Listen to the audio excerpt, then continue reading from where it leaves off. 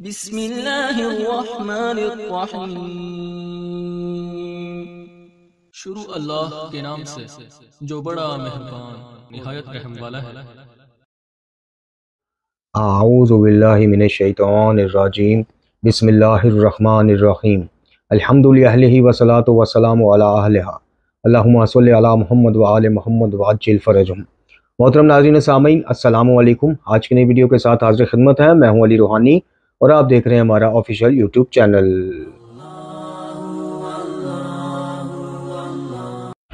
मोहतरम नाज़रीन सामीन, आज की हमारी वीडियो का उन्वान एक दफ़ा फिर नहजुल बलागा से खुतबा एक अमीरुल मोमिनीन अली बिन अबी तालिब अलैहिस्सलाम का लेकर आपकी खिदमत में हाज़िर हुए हैं और इस खुतबे के ज़िमन में दावत फ़िक्र लेके आपकी खिदमत में पेश हुए हैं।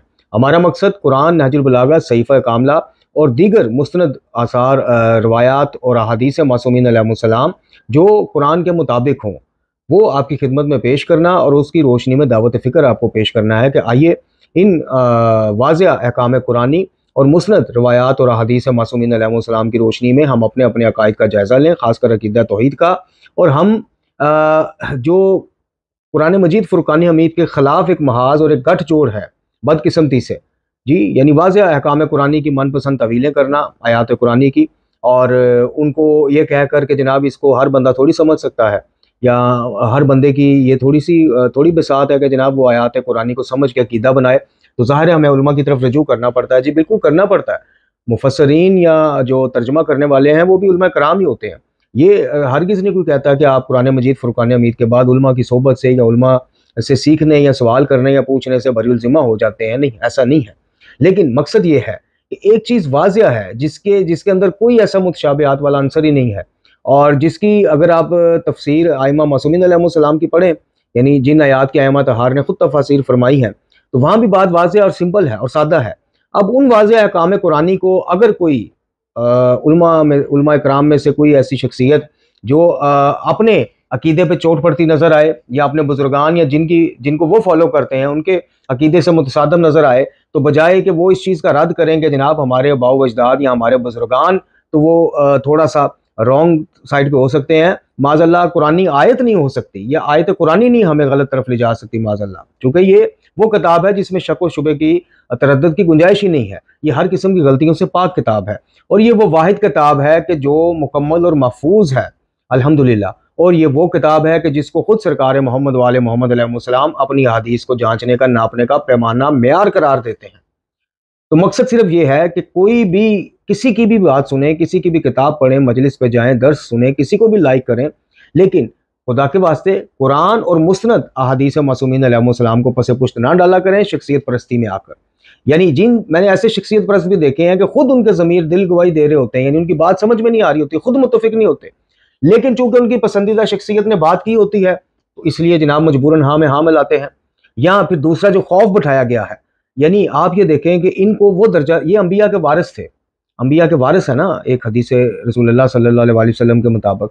तो अंबिया के वारिसों का क्या काम है? अपनी शख्सियत की बल्ले बल्ले करवानी, अपने प्रोटोकॉल बढ़ाने, साइकिल से मोटरसाइकिल और मोटरसाइकिल से गाड़ी और गाड़ी से फिर जनाब महंगी गाड़ियों तक आना, किराए के मकानों से जनाब महंगी हाउसिंग सोसाइटियों में मकान बनाने। ये अंबिया के वारिसीन को सूट करता है, ज़ेब देता है। आज आप अक्सरियत देख लें, आप नाम लें जो पाकिस्तान का आज आपकी नज़र में बड़ा मशहूर वकील वलायत अली है या वकील हक ज़हरा सलामुल्लाह अलैहा है, उसका नाम लें और 20-25 साल पीछे हम दोनों मिलकर चलते हैं, देख लीजिएगा तो उसके 20-25 साल पहले क्या सासे थे और आज क्या सासे। तो कहने का मकसद ये है कि अंबिया का वारिस वो आलिम होगा कि जो आलिम अंबिया की तरह अपना तर्ज ज़िंदगी रखता होगा, अंबिया की तरह कार तबलीगात के लिए मुश्किलात सहता होगा, फाके सहता होगा, वो सीधा कपड़े पहनता होगा, घिसी हुई चप्पलें पहनता होगा, वो होगा नबी अंबिया का वारिस।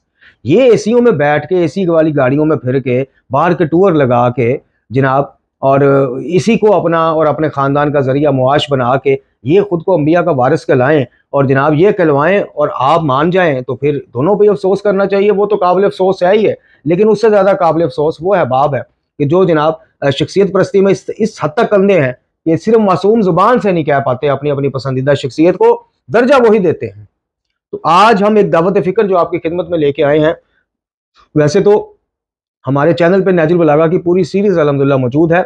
जो नए हमारे सब्सक्राइबर्स हैं वो अगर देखना चाहें तो सहीफ़ा कामला की अलग और नहजुल बलागा की आपको अलग एक सीरीज़ मिलेगी, जिसमें खुतबात जो हैं और सहीफा कामला में जो दुआएं हैं इमाम सज्जाद अलैहिस्सलाम की, उनको हमने मुख्तसरन तशरीह के साथ पेश किया है। अच्छा जी, अब बाकायदा इससे कबल कि आपकी खिदमत में नहजुल बलागा का खुतबा पेश किया जाए और दावत फ़िक्र दी जाए, हम एक दफ़ा फिर याद दहानी करवाना चाहते हैं जनाब हसन अल्लाह यारी और उनके हवारी जितने भी हैं जी। ये लफ्ज़ हमने इसलिए इस्तेमाल किया कि आप कमेंट्स बॉक्स में आके पढ़ लें कि जो उनके हवारी हैं जनाब, वो किसी भी तौर पे हथियार फेंकने को तैयार नहीं है या अपने यारी को कहने को तैयार नहीं है कि जनाब आप अपने चैनल से अनाउंस करें मुबासे इल्मी मुबासे का वक़्त और दिन। मैं ये भी नहीं कहता कि जिस तरह ये यारी दूसरों को लिए दावतें रिकॉर्ड कराते हैं जनाब सरकार, यारी सरकार जो है वो हमारे लिए भी दावत रिकॉर्ड कराए। हम ये कहते हैं कि फ़कत टाइम बताओ और दिन बताओ और अनाउंस कर दो अपने चैनल पे कि जनाब ये दिन है, ये वक़्त है, इस दिन हम जनाब एक काम से बंदे अली रूहानी के साथ इल्मी मुबासा करेंगे। मौजू ये होगा कि गैरुल्लाह से हजात मांगना, दुआ मांगना और इमदाद मांगना, मुश्किलात में पुकारना, ये आइमा तहार से साबित है। बस मौजू ये सिंपल सा है। हम तालिब इल्म की सीहत से सवाल उठाएंगे, चूँकि वो अपने आप को मुनाज़िर आज़म अपने मुँह से कहता है, चूँकि वो ये कहता है कि जनाब उसका प्लेटफॉर्म जो है वो पहचान है शीयत की फिल वक़्त, और उसके हवारी भी कहते हैं, तो इसलिए दलील उनके ज़िम्मा है। हम तालिब इल्म के ज़िम्मा क्या दलील है? जो कह रहा है कि मैं कुछ नहीं जानता, भाई मुझे आप बताएं कि कहाँ से साबित है कि अल्लाह पाक के अलावा भी आप किसी की मन्नत उठा सकते हैं, किसी से मदद मांग सकते हैं, रिज़्क़ रोटी औलाद मांग सकते हैं, ये आपने साबित करना है। तो हम ये याद दहानी करवाते चलें कि हम मुंतज़र हैं जनाब यारी और उनके हवारी जो हैं वो हमें को टाइम बताएं, इंशाअल्लाह हम हाज़िर हो जाएंगे। अब मज़ीद वक्त ज़ाया किए बगैर चलते हैं जी।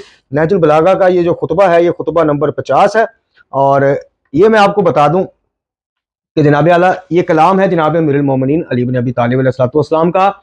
इसको जमा किया सैयद रज़ी शरीफ आला मुकामहू ने, और इसका तर्जमा किया मुफ्ती जाफ़र हुसैन आला मुकामहू ने और दीगर उलमा कराम ने। ये अब तीन मैंने आपको चीज़ें बता दी। कलाम है जनाब अमीर का, जमा किया जनाब सैयद रज़ी शरीफ ने, और इसका तर्जमा किया मुफ्ती जाफ़र साहब ने। ये तीन चीज़ें मैंने इसलिए बताई कि भाई इसमें मेरा कोई ज़ाती किसी किस्म का वो नहीं है। तर्जमा मिनो अन पढ़ेंगे, आप जाकर वेरीफाई कर लिया करें चीज़ को, ठीक है जी। और अगर ये रही बात कि जो आजकल एक ट्रेंड चलाया जा रहा है, यानी अफसोस के साथ कहना पड़ता है कि बड़े बड़े जनाब बज़ाहिर मोमिन, ये है मोमिन वाले मोमिन नहीं, बज़ाहिर मोमिन, वो ये कहते नजर आ रहे हैं कि जनाब इसकी तो संदेह साबित नहीं।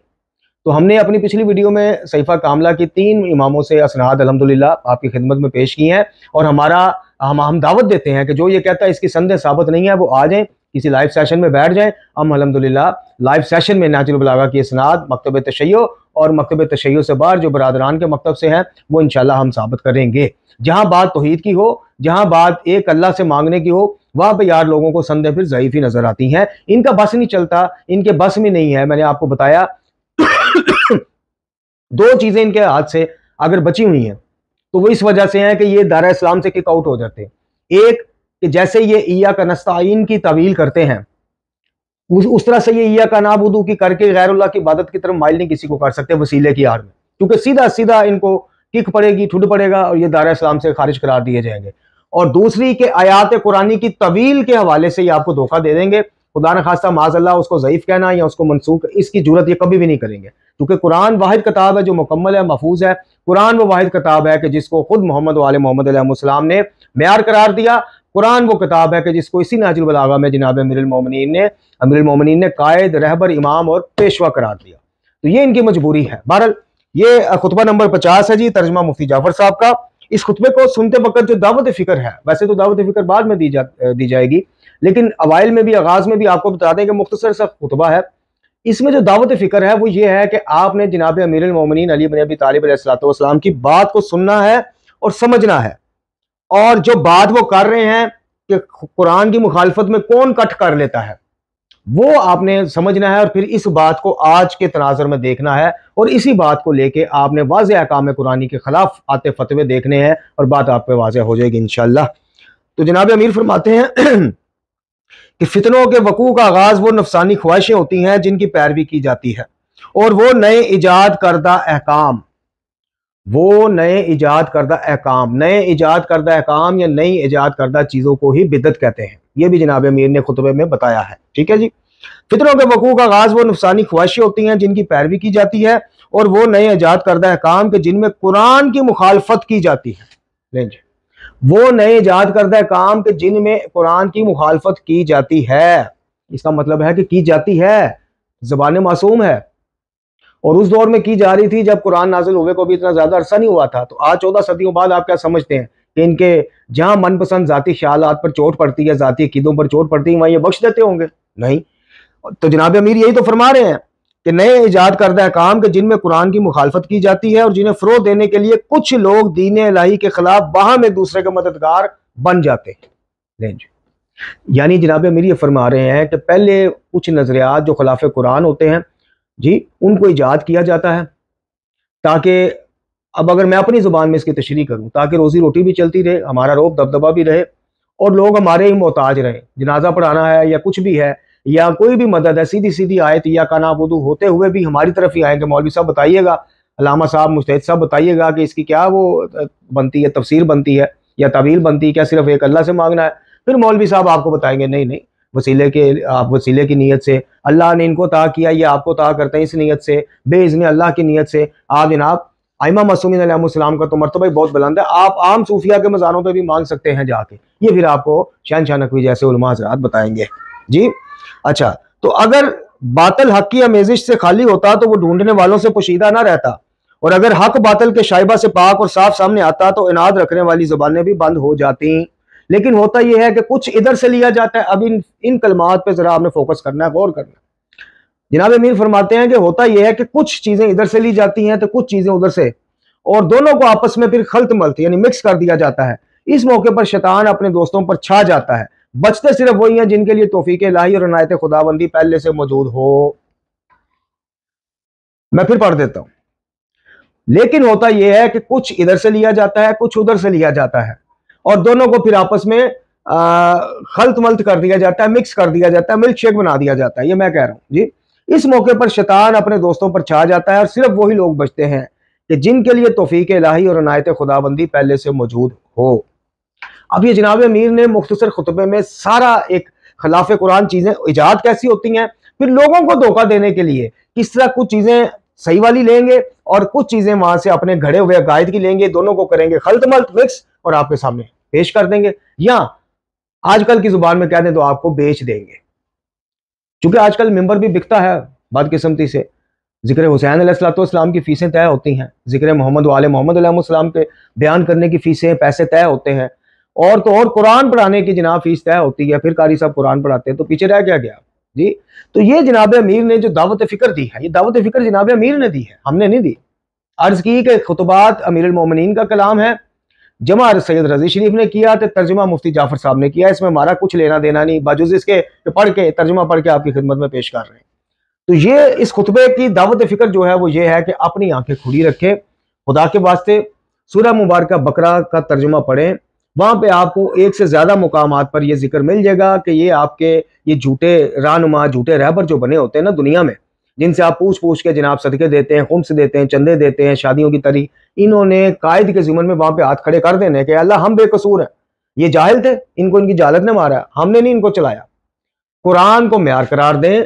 जनाब अमीर जैसी हस्ती जब कह रही है कि खिलाफ कुरान जो चीज इजाद होगी वो बिदअत होगी, फिर पीछे अब आम क्या रह जाता है बताइए। अब खिलाफ कुरान क्या क्या इजाद नहीं हुआ हुआ, कुरान की नजर में नजर सिर्फ अल्लाह के लिए मानी जाती है। यहां आप देख लें कि वलायत तकवीनी का कैसा टुच लगा है जी। आज शिया जो अपने आप को कहलवाते हैं मुझ जैसे गुनाहगार, आज सबको जरा एक इम्तिहान लें, हाँ पूछें कि नजर किन के नाम की मानते हो। आपको अगर 10 बंदे भी ऐसे मिल जाए जो कहे जी नजर सिर्फ अल्लाह के नाम की, मैं आपका जुर्मदार, तो ये खिलाफ कुरान नहीं है। कुरान कहता है शरई कसम या कसम खाई सिर्फ अल्लाह के नाम की जा सकती। आप बताइए, आज आलम यह है, मैंने अपनी एक वीडियो में बताया आगे भी कि आलम यह है कि जनाब अल्लाह की कसम मैंने ये काम नहीं किया। एक साहब कह रहे थे, तो जो उनसे कसम ले रहे थे वो कह रहे थे नहीं, कह मौला गाजी बाज दी कसम मैं काम नहीं किया।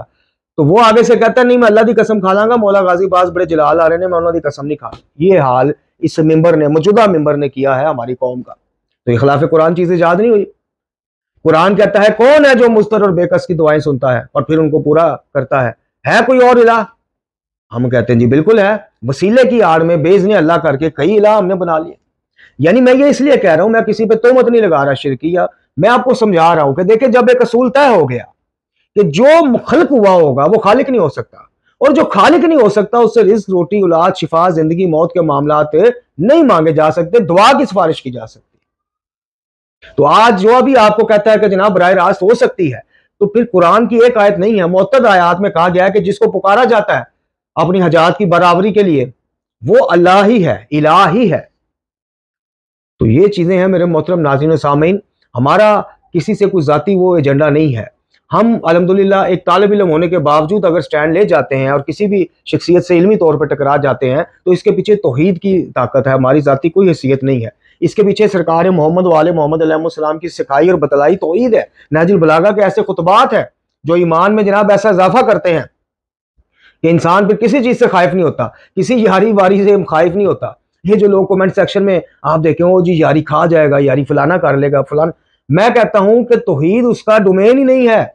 अगर 10 मिनट भी टिक सका तो आप मुझे जो मर्जी सजा दीजिएगा, 10 से 15 मिनट में वाजिया हो जाएगा। बहस तो खैर वो चाहे 10 घंटे जारी रखे, वाजिया 10 से 15 मिनट में आपको हो जाएगा कि तौहीद इसका मौजू ही नहीं था, इसने गलत बात कर दी, गलत दावत दी। इसके मौजू वे लगे लिपड़ी मौजूआत, सुन्नी शिया इख्तलाफात को हवा देना, तकसीम पैदा करना और जनाब अपने आप को बड़ा वो साबित कर, इस तरह की चीज़ों से बढ़ गया। ज़्यादा से ज़्यादा इज्तिहाद के ऊपर कुछ चीज़ें पकड़ के वो कर देगा, तकलीद के ऊपर। तौहीद के ऊपर ये कैसे टिक सकता है, मुझे आप बताइए। कुरान के सामने टिकेगा, नहजुल बलागा के सामने टिकेगा, सहीफा कामला के सामने टिकेगा, ये क्या कोई भी नहीं टिक सकता। तो ये दावत फ़िक्र जो मुख्तसरन आपकी खिदमत में पेश की है, अल्लाह ताला से दुआ है कि हमें कुरान वाले बैत अलैहिस्सलाम की तालीमात रूहानियाँ पढ़ने, समझने और उन पर अमल करने की तौफीक अता फरमाए। खात्मा बिल ईमान फरमाए, इमाम ज़मा जल्लल्लाहु ताला फर्ज शरीफ के ज़हूर में ताजील फरमाए। व आखिरु दवाना अनिल हम्दुलिल्लाहि रब्बिल आलमीन।